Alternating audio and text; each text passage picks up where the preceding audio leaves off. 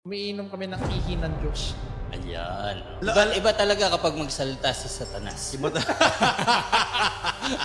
Pag pinipitan na ng kapre yan, ewan ko lang, hindi humingi ng tulong yun sa Diyos. Innocent civilians, tapos yung mga hostage mo, and you just fucking bomb it. Sino sa palagay mo niligtas mo? Hindi ko alam. As far as I'm concerned, Israel is just sitting put. Missiles are coming in by the hour. Hindi ganito. Hindi pare. Kaya Saan galing ang Palestine? Kung saan ang pagboto natin sa isang tao, hindi dahil sa merit ng kung anong kaya niyang gawin, kundi kung gaano lang siya kapopular. Which I think is f***ing stupid.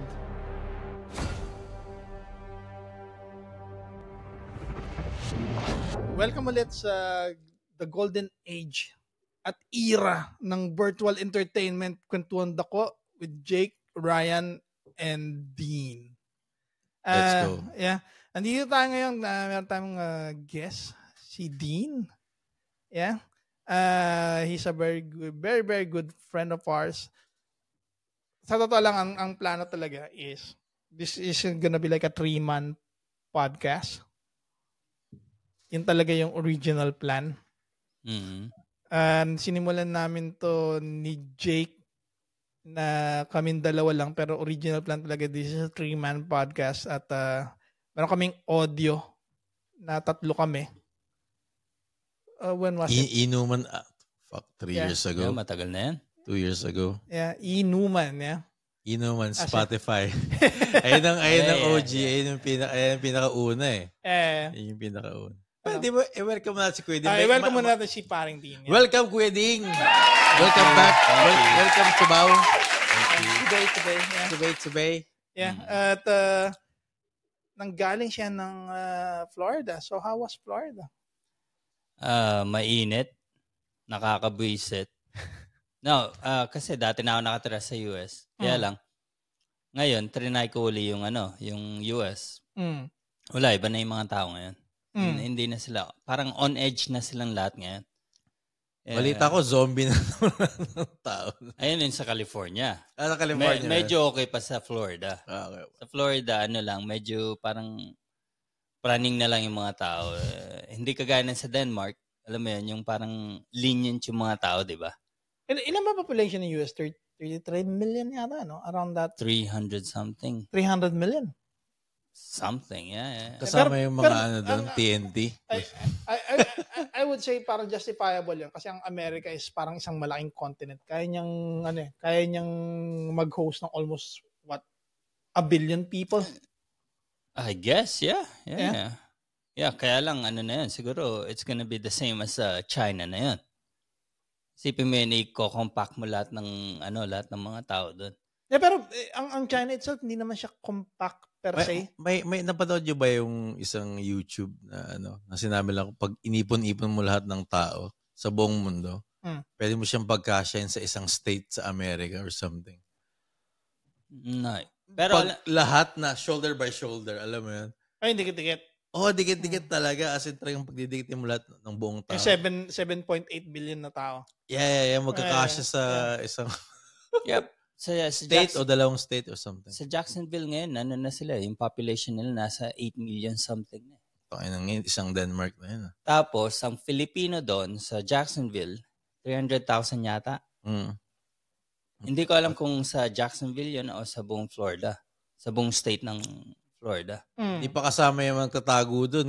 Ay, hindi pa kasama yung nakatago doon. Siyempre, hindi counted yun. Yeah. Shoutout sa mga OG nating malupit dyan. Yun sa mga NPA natin dyan. Shout out. Yun yung na parang mind-boggling sa US. Isang kontinente na kinukonsist ng iba't ibang lahi na immigrant na galit sa immigrant. It doesn't make any sense, man. No, I guess siguro yung ng US doon is, I mean, for example, ikaw nakatira sa US. Okay. Tapos, okay ang buhay nyo. Taxes low, kung ganun man. Pero ngayon, iba na eh.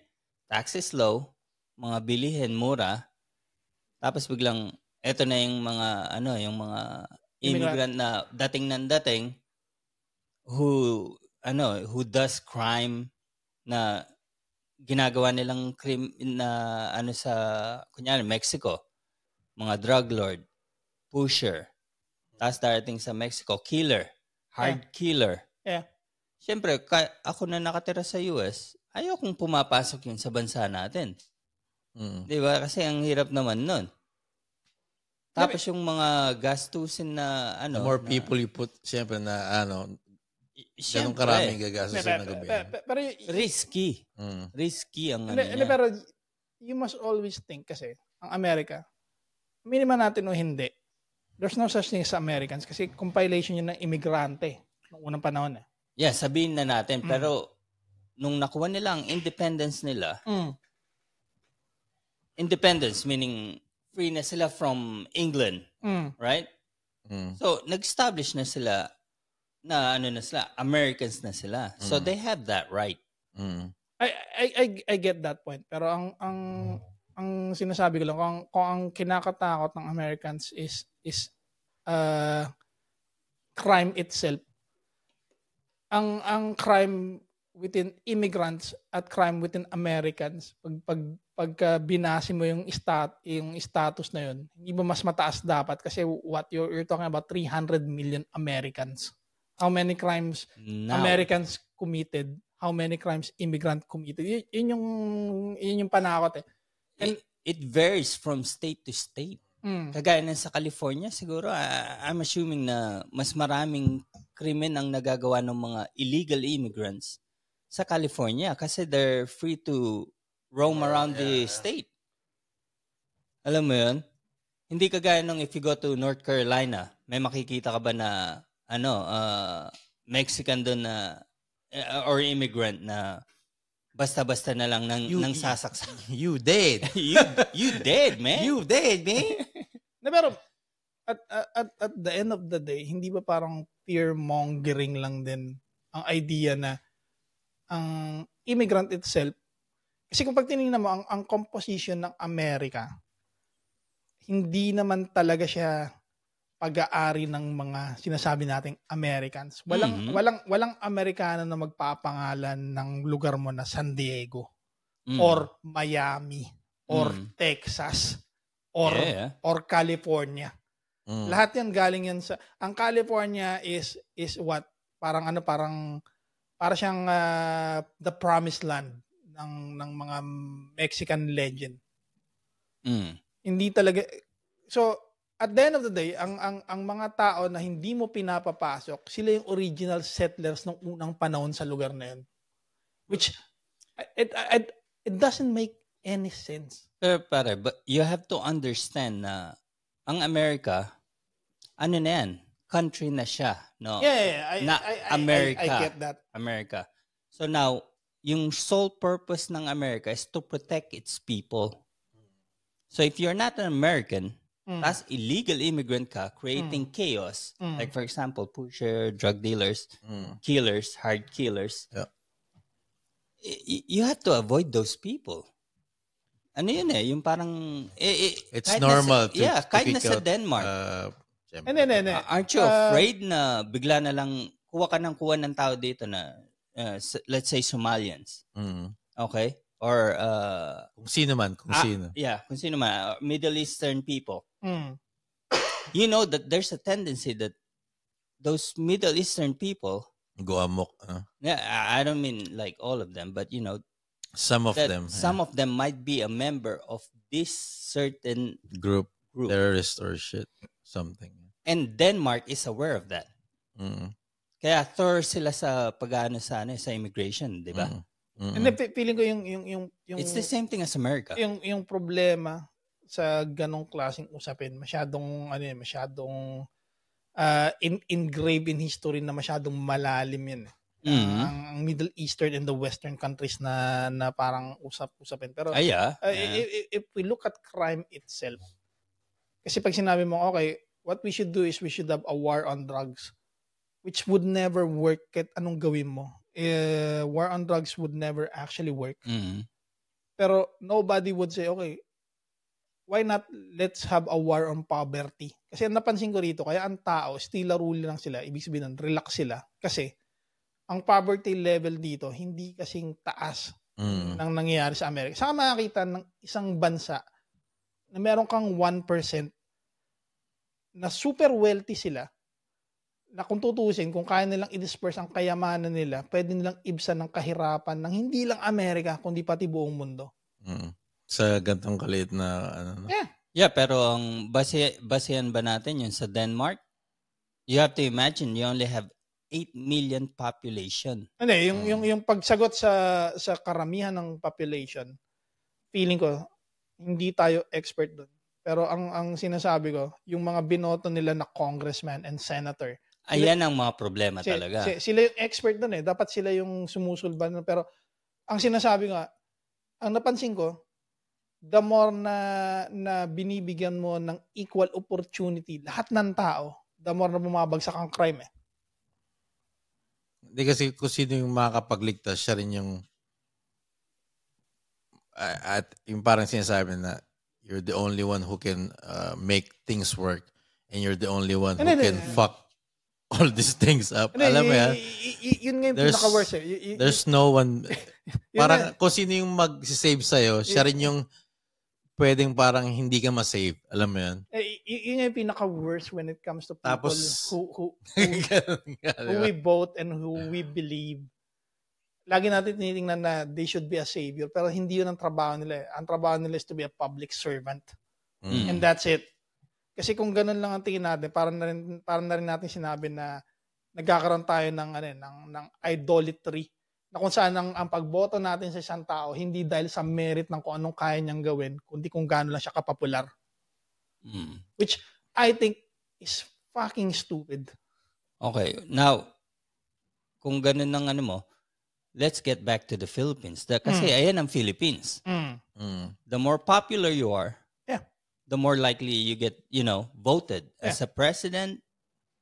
Tingnan natin si Robin Padilla, okay? History na yun, yung anak ka ni Jawo eh. Natuto lang mag-dribble, Hinebra player. Ang tawag ng pare, nepotism. Malinaw na nepotism. Alam mo yung nakakatawa dyan? Si Robin Padilla na walang alam sa politics. Senator pa rin ba siya ngayon? Senator pa rin? Yeah, di ba? Oo. Awa ng Diyos. Ay, ito, siguro maraming Pilipinong magagalit niyan dahil, syempre, Robin Padilla, idol ko rin yan dati. Pero mongoloid si Robin Padilla. Yun, putya. Diba? Let's go! Wala siyang bilang. Wala siyang bilang sa pagiging senador. Yeah. Ang samahan ng bira, wala kang bilang. Wala talaga. yung level mo, zero. Ang huli kong nabalitaan, parang nagpapasa siya ng batas na illegal yung medicine, health benefits ng marijuana nga. Alam ko yun yung huli kong nabasa sa kanya. Yun nga hindi ko maintindihan. Nagpo-focus tayo ng mga bagay-bagay na kung saan hindi naman importante sa buhay natin. Ang paggamit natin ng droga, natural na yun eh. Number one, lagi mong isipin, ang droga, kinakategorize natin between kung ano yung masama at kung ano yung pangit. Pero sino magsasabi kung anong masama at kung ano yung pangit? Ang Amerika, nagkaroon sila ng isang malaking opioid, hanggang ngayon, opioid crisis. Lahat ng tao, kumbaga, umaasa sila sa painkiller at kung ano-anong opioid Lulong, shit. Yeah. Tapos parang pag ibablock ng government yung drug na yun, mayroon pa rin talagang drug na i-abuse, no? Hindi nila pwedeng i-block yun kasi ang opioid, bukod sa legal siya, kumikita ang gobyerno ng billion, man. It's a multi-billion dollar industry, man. Yun nga yung nakaka-bad trip, no? Parang ngayon, alam naman na natin lahat na ganoon talaga yung nangyayari, di ba? Pero wala talagang nagbabago, man. Imagine mo nung unang, Wala. Imagine mo nung unang panahon, pare. What the fuck? Lahat tayo, kahit na nung dawn of time ng mga tao, dependent tayo sa droga. Yun yung paraan natin para makipag-usap sa Diyos. Yun yung paraan natin para ibsan ang sakit ng isang tao. Yun yung paraan natin para ano ba sabihin? I-uplift ang society natin. Feeling ko isa rin yun sa sabi nila teorya, pero parang feeling ko isa rin yun kumbaga naging malaking reason kung bakit from an ape, naging thinking ape tayo hanggang naging human tayo. Feeling ko isang malaking factor yun. ang drugs itself, ano na yan parte na ng buhay natin Isang bagay na nagko-consist ng pinakamaraming drugs sa buong mundo. Ano sa palagay nyo? Nagko-consist ano? Nagko-compose ng pinakamaraming drugs. Chemicals. Chemical? Sa buong mundo. Ano sa palagay nyo? Katawan mo. Ang chemicals. Ang katawan natin nagko-compose ng sangkatermang drugs at kung ano-ano pang chemicals. Tapos yung parang tinitake natin yung nagtitrigger ng anong yun.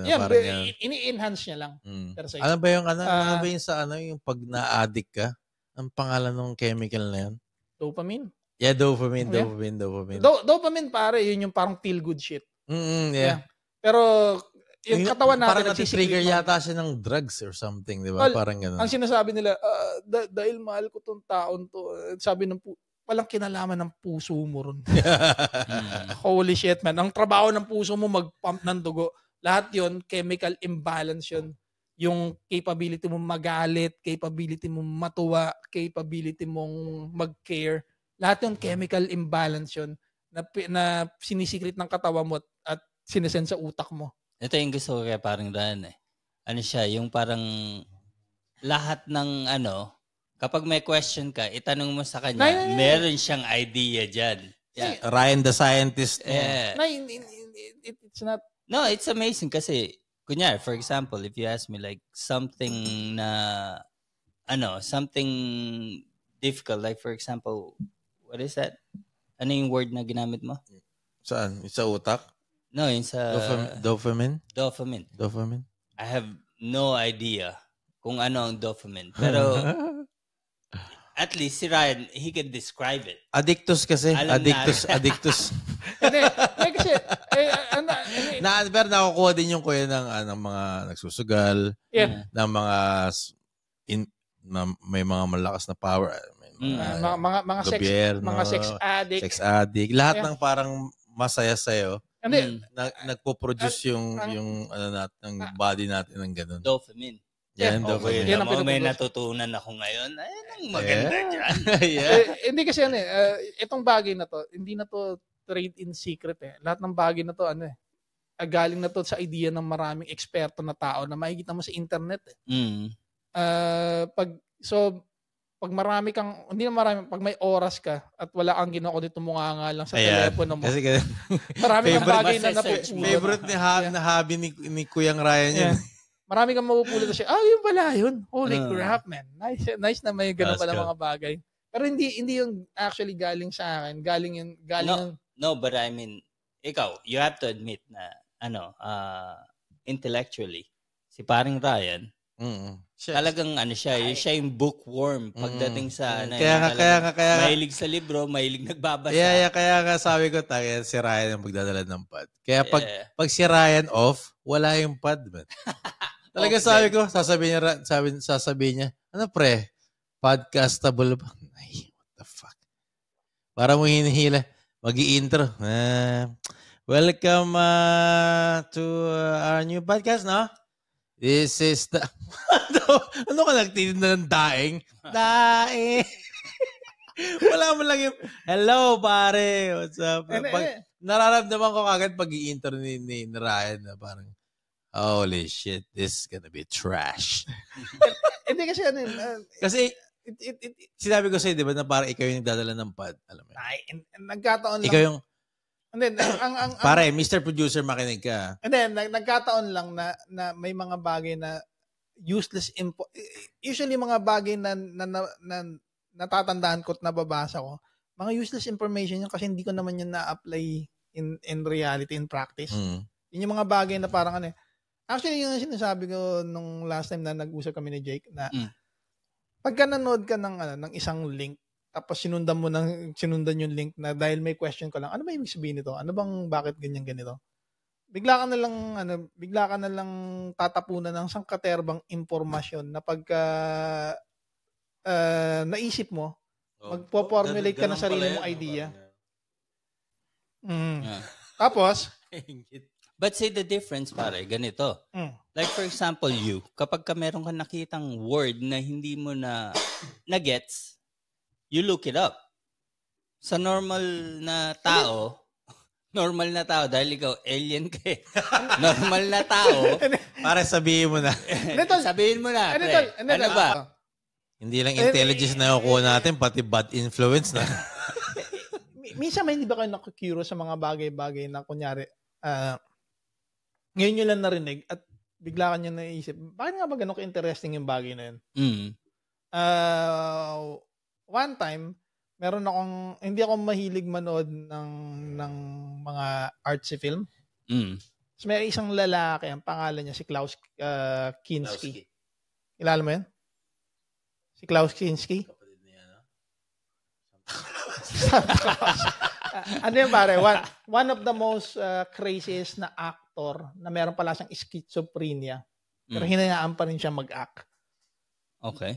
Sa set pare nagwawala yun minsan pare yung mga extra. Inaabuso niya physically tsaka mentally. Oh damn.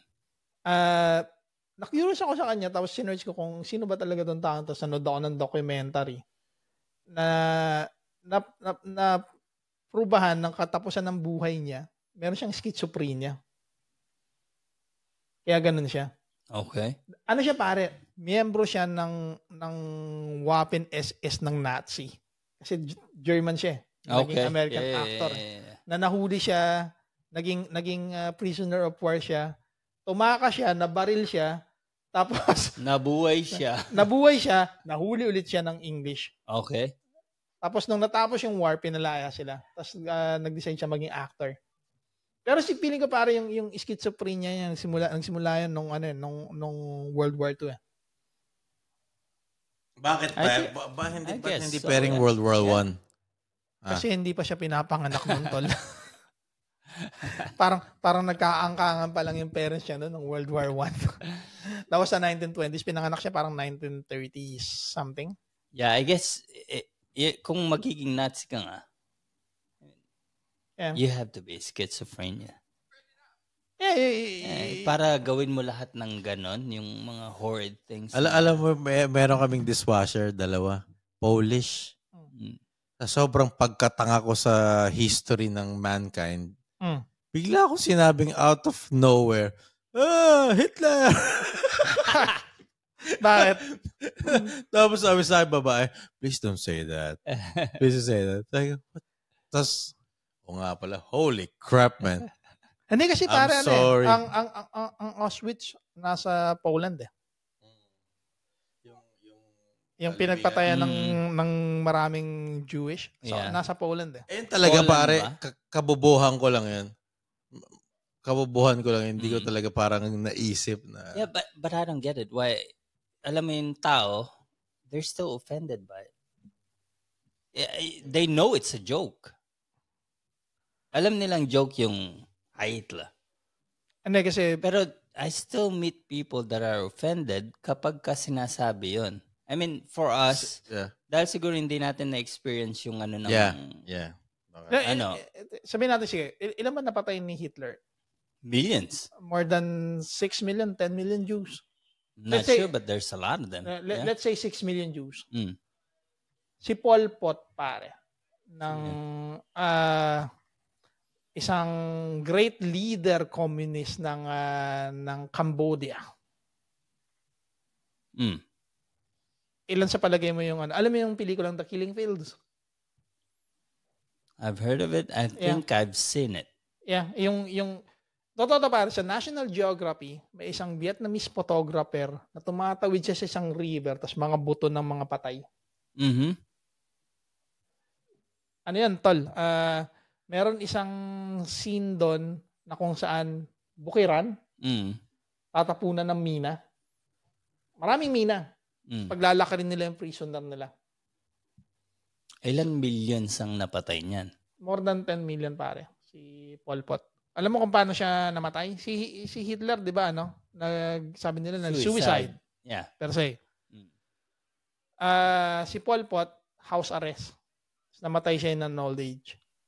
Alam ko more than 6 to 10 million yung napatay niya Cambodians. Cambodian siya, di ba? Yeah. Imagine mo, paano siya nag-survive?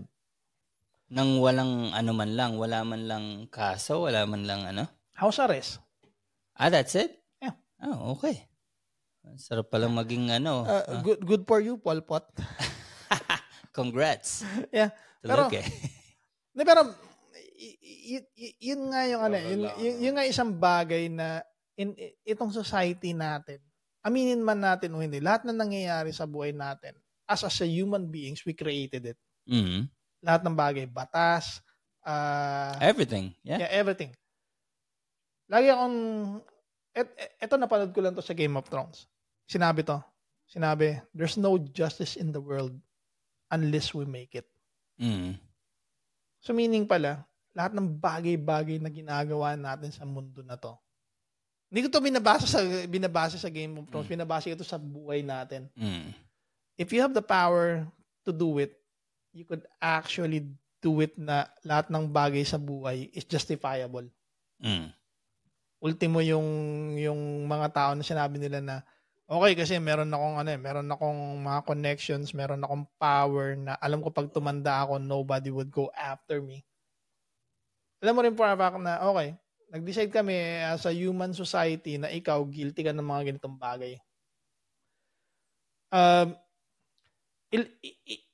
Ilang leader na ba ng buong mundo na gumawa ng sangkaterbang atrocities tapos wala man ng karmang bumalik sa kanila? Pero back then, common yan. Common na ano yun yung ano, common na, kunyari, for example, yung king, naging masamang king. Anong ginagawa nila sa king? Pinupugutan ng ulo yung family nila. Alam mo saan ako believe sa kings? Pag ang king, sabi niya na gigirahin natin tong bansan to, sasama ako sa inyo. Saan ka nakakita ng presidente? As a leader. Yeah. Saan ka nakakita ng presidente na, alam mo gagawin natin? Isasend natin yung poorest of the poor people. First. Yeah, first. Tapos ako nandito lang ako. Hindi ako sasama sa inyo. Pero ako yung nag-create ng giyera na to. Exactly. Ayan nga yung masama sa ano ngayon eh. Diba, Jake, ito yung masama ngayon sa ano natin na, for example, giyera. Papadala mo yung mga soldiers. Pero ikaw, nandito ka lang sa anong tawag dito? Sa palasyo mo. Nasa palasyo mo. Pero ikaw nagde-decide, okay, giyera ngayon. Without, without thinking over the consequence, lahat ng magyegera tayo ngayon. Padala ka ng tao dito, padala ka ng tao dito. Yun yung pinaka-worst pare. As a normal soldier, pupunta ka sa isang bansa na hindi mo alam para labanan ng mga taong hindi mo kilala. Hindi mo nga alam kung magugustuhan mo sila o hindi mo nga kilala sila. Ang alam mo lang, galit ka sa kanila for no reason at all. Pupunta ka ron hindi. Wala kang idea. Wala kang hindi mo rin alam kung galit sila sa'yo. Sabihin nila sa'yo, it's order lang eh. You're doing this for freedom. Freedom of who, pare? Ito pare. It's been like that for a long time. Yung mga nakikipaggera sa Germany dati, they don't fucking even know what they're fighting for. It's like, we need you. Now. We need you. Hindi. Ang kagandahan ng German, antay mo muna mag-vibrate ulit. Kasi kailangan mag-vibrate. Alam ko ba, kailangan mag-vibrate? Gay cigarette. Kailangan ba lagay din? Yeah. Hindi. Feeling ko ganito. Yung modern explanation na lang natin. Nung binomba ang Twin Tower. Sige muna. Nung binomba ang Twin Tower, ang tawag natin is terrorism. Pero nung kinarpet bomb ang Gaza ng US, kung saan namatay ang mga, ang sabi nila there was 1,000 people who died in Twin Tower. Pero ang Gaza, nung kinarpet bomb nila ang Gaza, there's more than 1,000 of people, pero hindi natin tinatawag yung act of terrorism. How come? Parang nag-cherry pick tayo ng mga bagay-bagay na pwede natin to. Pag sila ginawa sa atin kasi Western world tayo, it's terrorism. Pero pag tayo ginawa natin sa kanila, it's justifiable. It doesn't make any fucking sense, man. See, this is a good thing with me and Ryan. He's against something na ako pro. Tapos ako naman pro, siya against. Dun sa for example, yung mga Palestines. Who do you support? Israel, Palestine? Or you don't care? Para sa akin, feeling ko ang problema ng Israeli at ng Palestinian, they should deal it with themselves. Nobody should parang blend in sa problema nila kasi maki-nervyos. Kasi number one, ang pinag-uusapan doon is aminin man o hindi ng maraming tao na ang Palestine, ang sabi ng mga Israeli, this is the promised land. Pag katapusan na ng mundo. Yun yung sinasabi. According to it. My God told me this is our land. Sabi ng Palestine. Ng Israeli. Okay. Yeah. Kasi yun yung Israel. Kaya nga siya tinawag ng Israel. Di ba? Yeah. Kasi ito yung promised land. Ito yung sinabi sa amin nung panahon ni Moses. Panahon ni Abraham. Ang Canaan na sinasabi. Yeah. But don't you think it's unfair na lahat ng imagine mo Israel yung missile na dumarating diyan, I think by the hour, non-stop. Ano bang grupo ng Israel what's so good about Israel na kailangan i-bombard siya all the time? Number one, para sa piece of land? Yeah. Yun naman pinagawa nila actually. Yeah, but the thing is, it's a piece of land, pare. Just, ano ba yan? Yung parang, kapag napatay mo ba ang lahat ng tao sa Israel and you get the land, it makes it okay ba? It doesn't, right? Well, that's the point, pare. That's the For point. me, that's terrorism. If you, for example, na, yung parang, nasa Israel ka, tapos binabombard ka lagi, for no reason, maybe dahil lang sa land. Tapos you kill thousands, hundreds of people. I consider that terrorism. Ganito kasi ang tol Score muna tayo.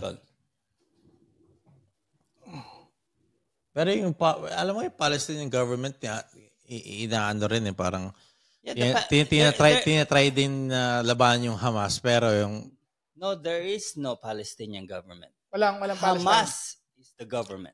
Hamas na talaga yung... Yeah, right? So, you should know this. So wala na talagang... Alam ko parang meron pa rin No. Wala na ba? Talagang kontrolado na talaga ng Hamas yung buong Palestine. The Palestine has decided na Hamas will take over. Hindi kasi sila nagte-take over. Military, Ganito yan, tol Military ng Hamas. Pag tinignan mong history ng Israel... No, kala ko parang may government pa rin na parang lumalaban. Pag tinignan mong history ng Israel, noong unang panahon, it's a Middle Eastern country.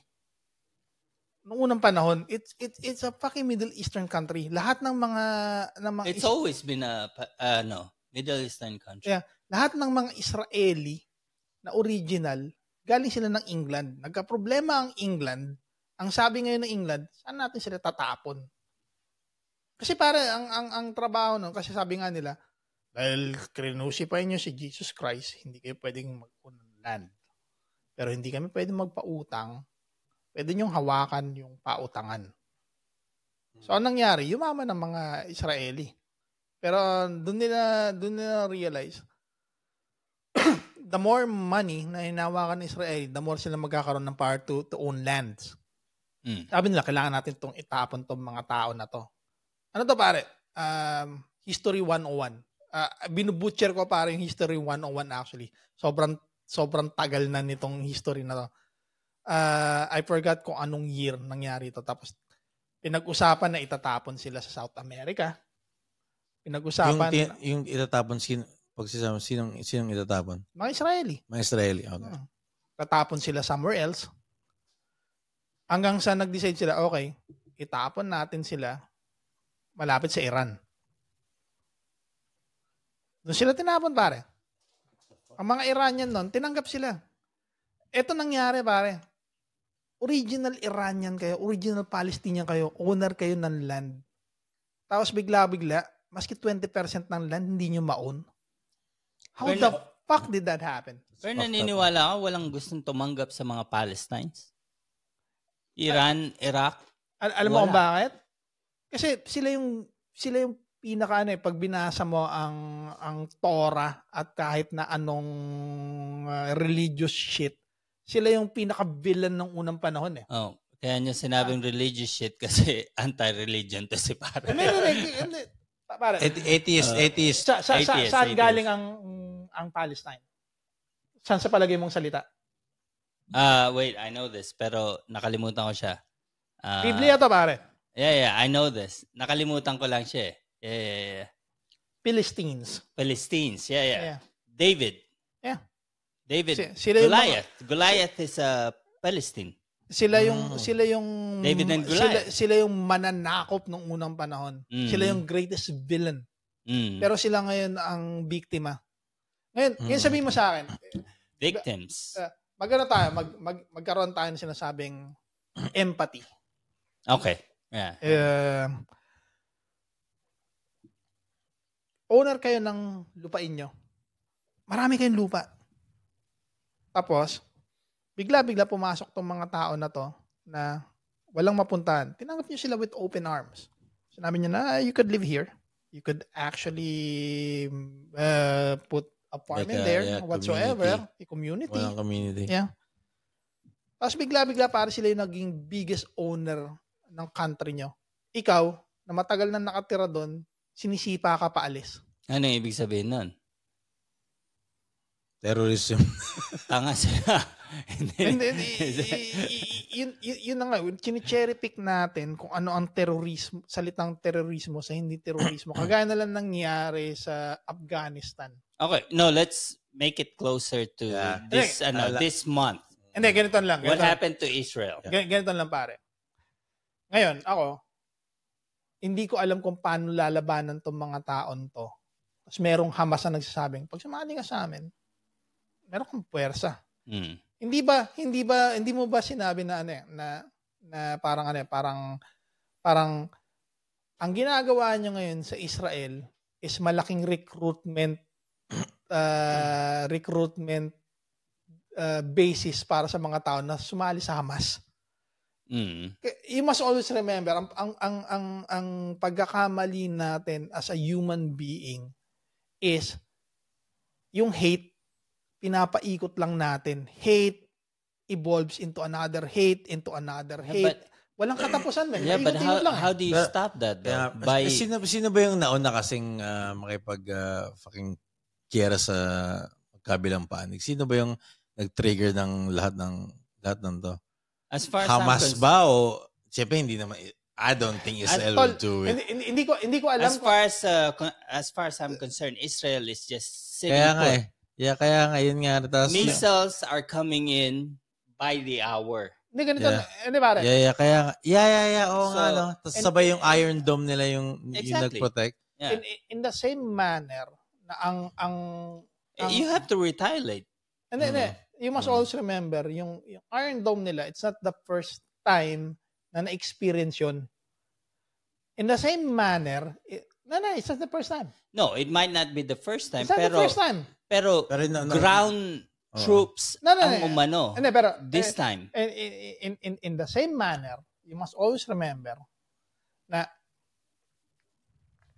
ang problema ng Palestinian at saka ng Israel, kung tutuusin, it is something na parang dapat imbis na nagbabarilan sila, they should just, sit down, Yun nga eh. Have a much more better conversation na ano ba ang pinagkapareho natin kaysa sa pinagkaiba natin eh. We live in the same fucking country. But ito. Bakit ka magpapadala ng fucking missile? Alam mo yan, that was diba? good. Pero didn't they try that though? Pero ang Hamas, they're persistent nakunin ang land. Tol, ayoko maging conspiracy theorist. Pero the most fucked up thing, I forgot kung anong pangalan ng military section ng Israel. Bago may mangyari sa Israel, natitimbrehan na sila at meron na silang countermeasures about it. Kasi kung hindi totoo yun, meron silang isang super troop, I forgot kung anong pangalan, na anti-terrorist group na sinasabi. I know this, nakalimutan ko din. Mossad. Okay. Ang tawag. Israeli group yan, Mossad. You must always remember, meron din silang isang military group na kung saan every 5 meters laging may nakatingin. Saan ka makakita pare na it took you 6 hours to figure out na ang isang grupo na nagpa-party sa isang lugar na pinasok ng Hamas through glide, hindi mo nakita at hindi nyo napigilan. It doesn't make any fucking sense, man. Not everybody's perfect. It's not parang not everybody's. Pero pre, tol, a massacre is a massacre. Tol, you should know that. Ito sinasabi ko eh. Siguro muna tayo. Ayokong maging conspiracy theorist. Ano bang nangyari doon? Di ba kinidnap or shit? Pinakawalan, di ba? It's everything. It's everything. You know, even the people who are hiding in the bunker, they threw grenades. That's murder. I don't want to be a conspiracy theorist. Pero yung possibility na the Israel government let it happen para magkaroon sila ng probable cause para sabihin na okay, we would have a total annihilation of the Palestinians. Habang tumatagal pare is a much more sound na rason. I'm not sure about that. You know, hindi mo pwede sabihin sa akin pare na it's a mistake. You have been there. Pag ang mga tao mo, you practice them on a military idealism. Yung being ready for the worst to worst situation, you already knew pare kung ano yung countermeasures. Yeah, but it's not perfect. You must also remember, isang military countermeasure, 6 hours is a fucking long time.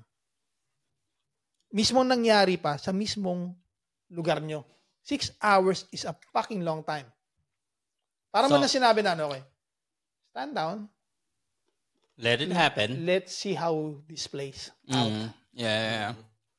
Tsaka saan ka makakita pare? That's a theory. Hindi. Isa pang nagpapatibay ng teorya ko. Babawiin natin yung mga hostage. By what? By bombing West Bank. Tol, innocent civilians, tapos yung mga hostage mo nandudon, and you just fucking bomb it. Sino sa palagay mo niligtas mo? May na-rescue ba? Sa mga hostage? Wala nga eh. Wala pa rin. Binombo eh. O wala na lahat? I don't know, pare. Yeah, because we don't know. Wala din na know. Lahat ng nakakausap din nila sa Palestine side, wala din answer kung nasaan ang mga hostages. So, that's why we don't know. Pero, for me, like for example, anything that murders people by 5 trees, Tol, murder, at terrorism. At the end of the day, pare, before pa nangyari yung nangyayari ngayon, yung pagpatay ng mga Palestinians, it's been happening for a long time ago, pero no one talks about it. Yeah, because back then, hindi pa nakafocus ang ano dyan. Hindi, pero kaya nga napakalakas ng media. Walang internet, walang ang sinasabi ko nga ganito. Para sa isang Israeli o isang Westerner na namatay, gaano karaming Palestinian ang dapat na mamatay para ma-justify mo yung sinasabi mo na ito na yun. Na, for me, walang justification dyan. Yun na nga sinasabi ko eh. Walang justification. You know, the problem is, sa atin kasi, we never really get the full story. You know, media is very strong. Yeah, tsaka media pare, alam mo na media. Like for example, me pare. Pwede kang laruin ng media, man. Pwede kang laruin ng media. I forgot kung kailan to nangyari. Pero it's before nung techno rave party na nangyari. Maraming Palestinians ang namatay dahil binomba sila ng mga Israeli. Na-news yan pare, but nobody gives. Binomba lang sila ng parang nag-decide sila, I wanna fucking bomb this place. Yeah. Really? No, we don't know that. Don't say yes. We don't know that. Baka maano yung mga tropa natin dito. Sabihin natin may probable cause sila. Sabihin natin may probable kasi baka nag-spit out tayo ng mga wrong shit. Sabihin na lang natin mayroon silang probable cause. Pero we don't call that terrorism. Kaya in the same manner, nag-cherry pick tayo na 1,000 people died in the US. I have all yung parang yung condolences and all the bad feelings na nangyari sa US. Pero nung kinarpet bomb nila ang Afghanistan at maraming namatay na Doctors Without Borders sa isang hospital na nangyari sa Afghanistan, maraming civilian na namatay. We don't fucking call that terrorism. Bakit? How come? Kasi ba dahil pag ginawa sa atin dahil westerner tayo. Ang pinapalabas kasi ng media nga marami naman kasi nagsasabi na bakit what the fuck ba't nyo kami binobomba dito? Hindi naman namin kasalanan to. Pumunta kayo dito sa land namin para kuwain tong blah blah blah blah blah and shit. We all know that, di ba? Na parang America is gusto lang nilang kuwain tong lahat hanggang sa hindi na matigil tong fucking away na to. Pero nalalayo tayo yung kaninang natin yung Palestine. Bakit nila binomba tong bakit sila nag-launch ng missile in the first place na yung Israel na to pala ay nananahimik lang at wala namang ginagawa? Bakit long history. Yeah, long history nga di ba? Long history that we don't even know. Yeah, we don't even know. Kasi not everything was covered by media back then. Yun nga Yun nga Yeah, but kasi minsan, like for example, me, I might not know everything. Yeah. Okay? But what I saw and what I've read about, nung time na nandito na ako, interested in Israel and Palestine, all I kept reading about and hearing about and seeing about is missiles coming in from all directions to bomb Israel. You understand what I'm saying, di ba? Yeah, pero ito yung yung point of view ko. Hindi natin alam kung yung Israel may ginawa ng something, di ba? Yeah, ito nga yung ganda nung conspiracy. Ito nga yung ganda nung kay paring Ryan. He knows something na we might not know. So ito, nagbibigay siya baka terorista. Baka Palestine din to. Hindi kasi maraming baka cell sleeper. Yung mga info na narinig ni Kuya Ryan, nasa in public din yan. Hindi naman I know it's facts. Hindi naman malalaman niya na pero marami kasing kwento, hindi lang natin. I'm not sure which one. Yeah. Kaya I think kung may magtatanong ka talaga, siguro yung tatanungin mo yung pinaka fucking old school sa Palestine, pinaka fucking old school sa Israel. Tapos yun ang tanungin mo. Yan, taas UFC silang dalawa. UFC. Yeah. Alam mo yung parang, kasi... bakit hindi na lang kaya gano'n, di ba? Kasi you must always remember, yung sinasabi nila na ang sinasabi nila na kaya natin to ginagawa para sa ating pangkalahatan. Pero lagi natin inisip, yung mga world leaders natin, may self-interest sila. Self-interest, yeah. Bakit hindi na kaya gano'n? Ang presidente ng US, makipagpatayan siya sa presidente ng somewhere else. Sila magpatayan. Tapos kung sino manalo sa kanila, they would decide kung ano mangyayari. Yun nga yung fact up Nag-aaway-aaway tayo, Palestine, Israel. Kasi black versus white. Republicans, Democrats. Sabay itong mga to pag nagmi-meeting to ng may black, may white, may Mexican, they decide. It doesn't give us any choice. Wala silang pakialam sa race, man. Nag-uusap sila mga bilyonaryo, mga what's up? Alam mo yan? It doesn't sila hindi magkaaway. Hindi sila magkaaway, pero itong mga tayo, sige. Yeah. Sige. It doesn't even give us... Bigyan natin problema to. Pasabugin mo. It doesn't even... Parang... Nakaka-bad trip minsan. Yung one thing na nakakaasar na, it doesn't even give us the second to think for ourselves. Lagi na tayong binibentahan ng salita na it's for our country, it's for our pride, it's for our freedom. But the thing is, no one believes that anymore. Tsaka kasi, I don't believe that anymore. No one. Wala ka yung sinasabi nila kasi hindi mo nararamdaman eh. No one. Yung salita na lang pag sinabi na ano raw ang nagsiset apart sa Amerika at sa ibang bansa. Presutin mo na yan. Bakit daw tinatawag nila na greatest country in the world? Pero pag binase mo pare, number 7 in education, number something in science, number something in this one. The only thing na number 1 ang US is mga taong naniniwala sa anghel, mga taong ikinukulong per capita. Ngayon na lang yun. Pero I think at number 1 spending pare sa military. Not anymore. Not the US. Hanggang ngayon. Nope. Not anymore. Biden? Nope. Not anymore. Trump? Yes. Yeah, but and I'm in favor of that. Yeah, pero talaga I'm not in favor of that. Exactly. Kaya nga tropa kita eh. Hindi, parang talaga America is like a fucking solid fucking country. Talaga. It's not a solid country anymore. Yeah, but I'm just talking about like before, you know, yung may makaka-imbento ng isang bagay sa ibang bansa, analyze nila yun, sabi, upgrade nila yun sa much fucking higher technology was and shit, much diba? better. Yeah, tapos sports, name it, parang, di ba? Tol, ang sinasabi mo is an America like 40-50 years ago. Yun nga yung sinabi ko eh. pero hindi yun nga yung sinasabi ko eh. Pero hindi na natin kaya nga yun, pero still malaki pa rin influensya ng Amerika. Kasi nag-i-English tayo para yung balang eh. Not by choice. Our second language is English. Not by choice.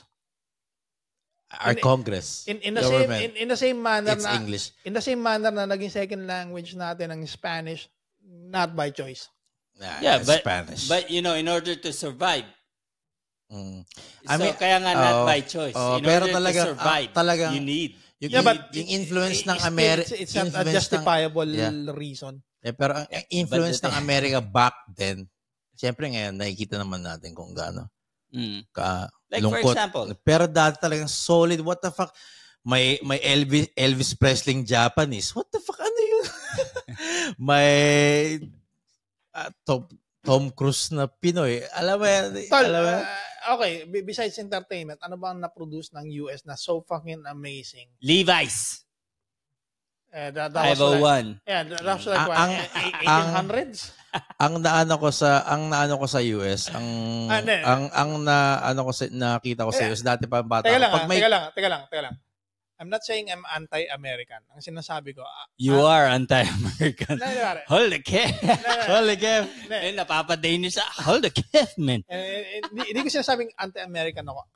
Anti-American idealism ako. Okay. Hindi ako anti-American. Yeah. Kasi, I'm not pertaining sa mga bagay na ayaw ko sa America to every American. Kasi there are a lot of nice people in the world. Not only Americans. Yeah, pero I mean, ang pinag-uusapan kasi natin yung American influence power ng 40-50 years ago. Parang sinasabi ko nga na ang laki ng influensya ng Amerika sa buong mundo. Especially World War II after. World War II. What the fuck? Talaga hindi mo maitatagi, parang magaling sila sa alam mo yung parang pag may history itself ng World War II. Hindi naman talaga nila gustong sumali. Nagkataon lang binomba sila ng mga Hapon. Pearl Harbor. Kung di sila binomba ng mga Hapon, wala silang pakialam, men. Pearl Harbor. Wala silang pake, men.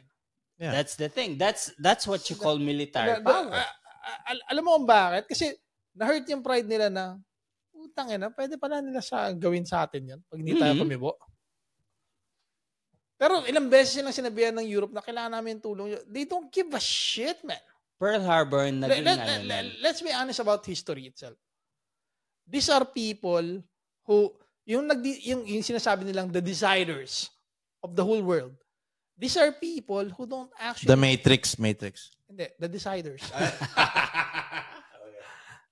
Kaya pa sinabi yung Matrix, pare, itong sinasabi yung buhay natin, it's a fucking simulation. Pwede kitang patayin ngayon and you're gonna wake up in another reality.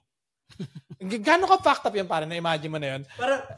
Kung gusto to, ilang beses na ako namatay, ba't hindi ko siya matandaan? Imagine mo to, pare.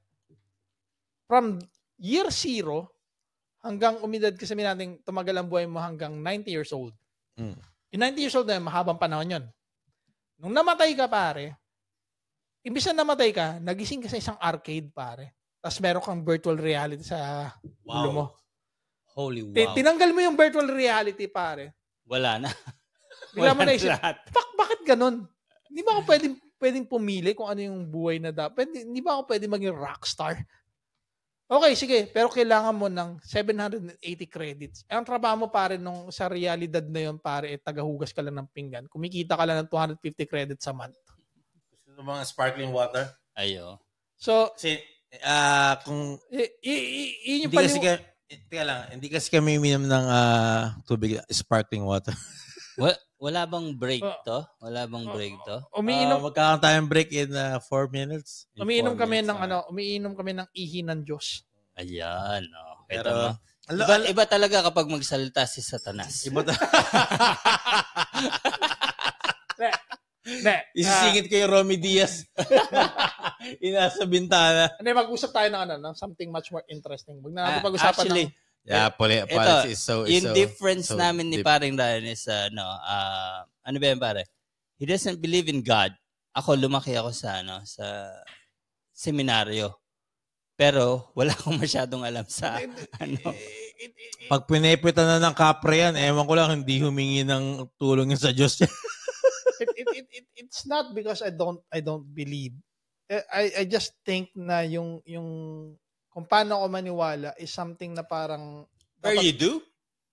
No. Oh, then you don't believe. It's that simple, man. It's not that I don't believe. Ang sinasabi ko lang, yung paniniwala is something dapat i-shoulder ng mismong nagsasabi na ako, nung pinanganak ako, meron akong special relationship sa Diyos at tong Diyos na to, nakakapag-usap kami at hindi ko alam kung bakit wala ka nun. Yung parang inisip ko, gano'n ka ba ka-espesyal na sa buong mundo, ikaw, meron kang special na relasyon sa Diyos na hindi ko, kahit anong isip ko, hindi ko talaga paliguan ng holy water to, nakikinig ang Diyos sa lahat. Lahat ng tao pinakikingan. Kasama alam ko bakit. Ko si paring Ryan. Naka-podcast. Yeah, well, I think it's good kung nakikinig siya. I mean, kung nakikinig ang Diyos at isa akong teacher, itong ginawa niya sa buong mundo, I would give it -3. Ay, napakasama naman. Like and subscribe, guys, sa aming channel. Tsaka magkikita tayo sa part 2 ng episode na to. At umiinit ang ating episode. Mag-subscribe din kayo kay Parang Ryan. Pangalan ng channel niya, Ungod. Unprecedented. Parang ang gandang title yun Parang unprecedented. Para sa akin, ang alam ko, hindi lang ako yung naniniwala. Ang pabayan, malapit na tayo mag-break. Hindi lang ako yung nag-isang naniniwala ng ganito. Naniniwala ako na maraming tao na may ganitong pag-iisip. Malalim yun. Sobrang deep yun. Kailangan natin bumalik in part 2 ng series na to. The unprecedented episode. Ano itong pinag-uusapan natin, pare? Ewan ko sa'yo, pre. Nagsimula tayo kay Duterte, napunta ka sa fucking alien. Nagsimula tayo sa Amerika, tapos napunta tayo sa... Part 2, guys. America! Part 2. See you!